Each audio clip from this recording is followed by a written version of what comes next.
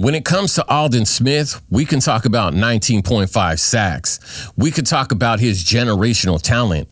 And we could talk about 33.5 sacks in 32 games. We could talk about All-Pro, his Super Bowl appearance. But honestly, I don't want to talk about Aldon Smith, the football player. I want to talk about Aldon Smith, the man.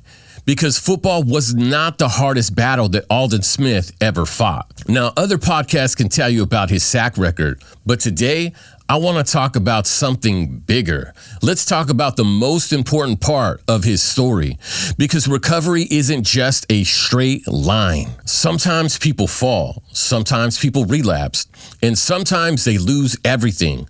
But the willingness to stand up again and to keep fighting for yourself when nobody would blame you for giving up. That's maybe the greatest victory a human being can achieve. Because I think his greatest legacy was not found on the gridiron. I think it was found in the courage it took to stand up after a fall. Now, addiction does not care if you're rich. It doesn't care if you're famous. It doesn't care if you're an all-pro, because addiction is not a character flaw. It's often pain looking for relief. Aldon Smith hit rock bottom after the 49ers. He was homeless, working at a car wash, not even having a proper ID to cash his check. For some people, that's where the story ends. But for Aldon Smith, it wasn't.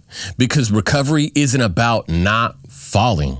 Recovery is about refusing to stay down. Now, you might be asking, who am I to speak about addiction and someone else's shortcomings? And that's fair. But let me tell you why this story hits close to home for me. Because addiction isn't something I've only watched from a distance. I grew up surrounded by it. Both of my parents were meth addicts. My only two older brothers were meth addicts by the time they were teenagers. My grandpa OD'd from heroin. Numerous family members battled meth addiction. So when I hear people say, why didn't he just stop? I realize that they don't understand what addiction really is. Because I've seen the pain. I've seen the relapse. I've seen people make promises that they desperately want to keep and then fail. I've learned something over the years, that progress, not perfection, is the goal. Because healing is not linear, and human beings are far more complicated than scoreboards and headlines. Recently, I read a statement that completely changed how I think about addiction. The opposite of addiction isn't sobriety, it's connection. Connection to other people, connection to purpose, and connection to community, connection to hope.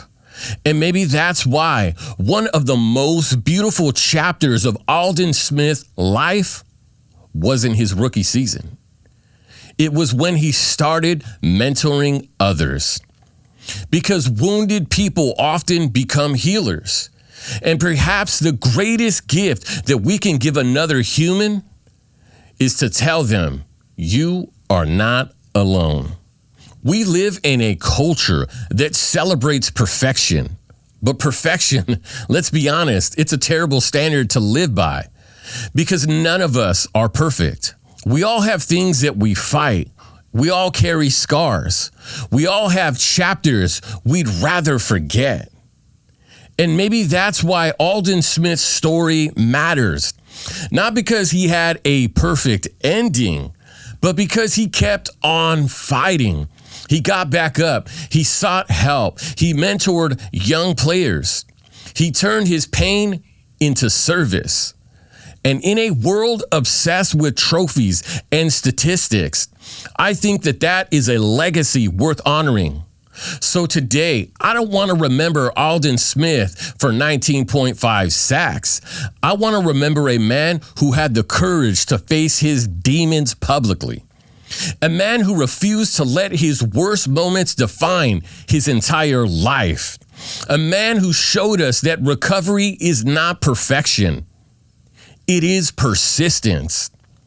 And if there's one thing I hope that people take away from this story, is this: that no matter how many times you stumble, as long as you still are willing to get back up, then there is still hope.